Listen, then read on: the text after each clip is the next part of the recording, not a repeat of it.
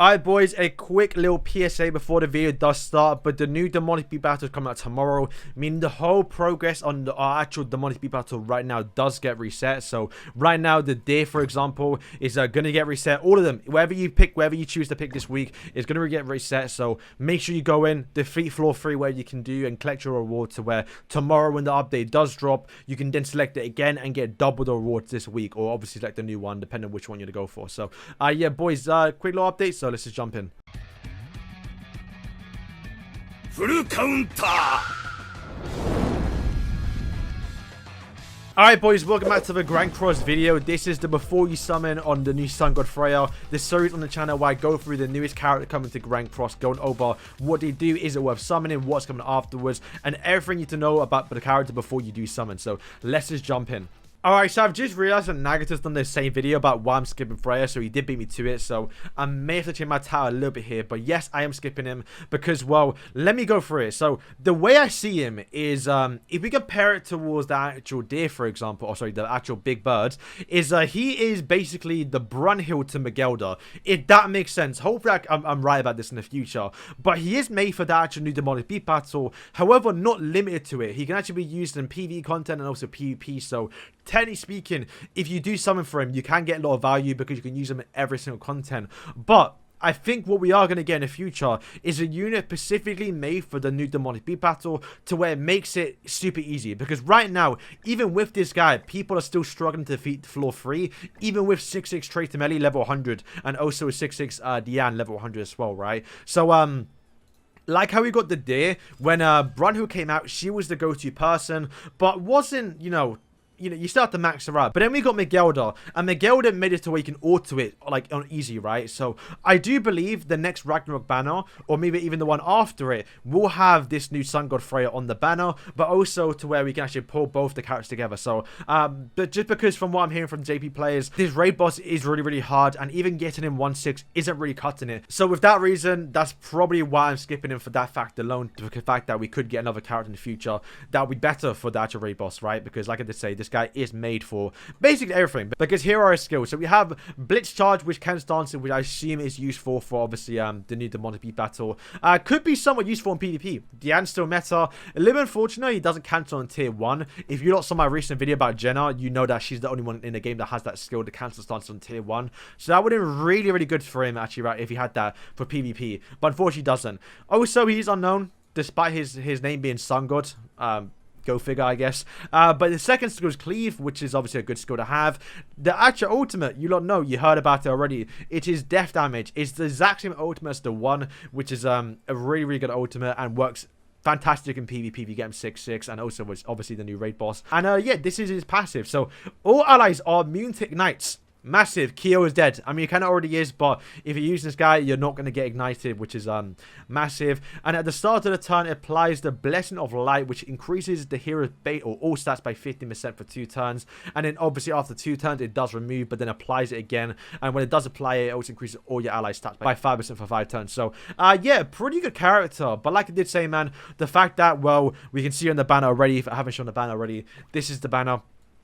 Not the greatest, but it's standard Ragnarok stuff, really. But Jormungand is on it, and we just got Jormungand 2 months ago. So, in 2 months' time, if we are going to get a new character made for this new demonic beat battle to make it easier, then, well, he is going to be in the banner with that new character.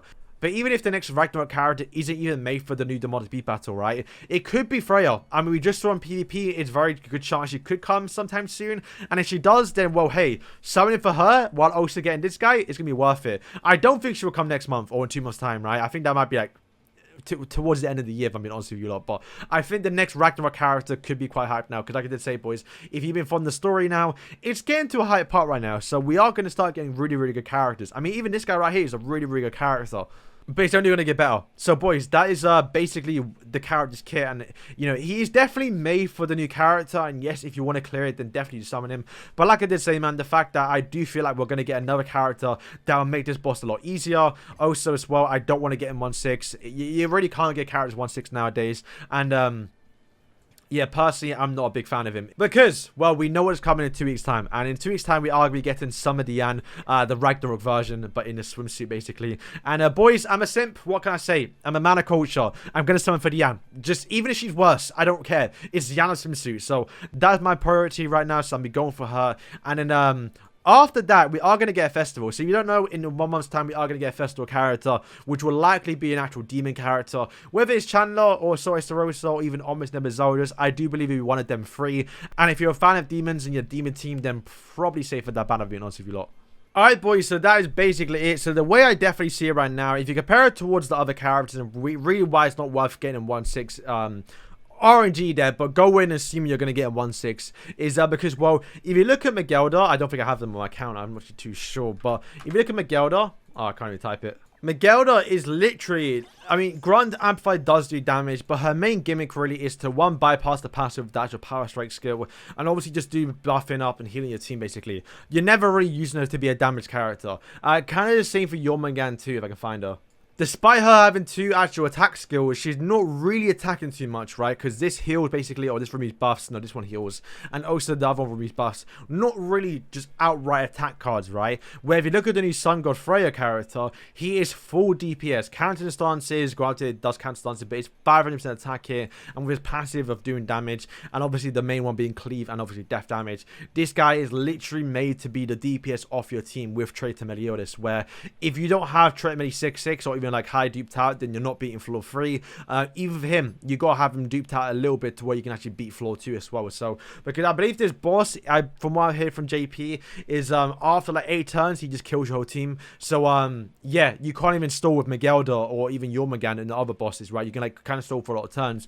With this one, you gotta kill quick and be fast about it. So like I did say, you gotta have the guy duped out. And as a free-to-play, as a casual player, as someone not really wanting to spend a lot of damage on this banner, it's definitely not worth it. Definitely probably base. So I definitely recommend probably wait until the next Ragnarok banner and to see what comes out, and hopefully he's on the 2, so where you can actually get the new Ragnarok character that hopefully is made for PvP, because maybe I am wrong, and they're not making another character made for the multi battle no more. They're just going to do straight PvP characters. At least at that point, well, you can actually get the new PvP Ragnarok character, which could be his sister, and which will be a massive W, and also get him too. You kind of get my point, right? So yeah, boys, that is all. Let me know if you're summoning or not, what you think of the character. Have you played him on JP? Did you summon for him?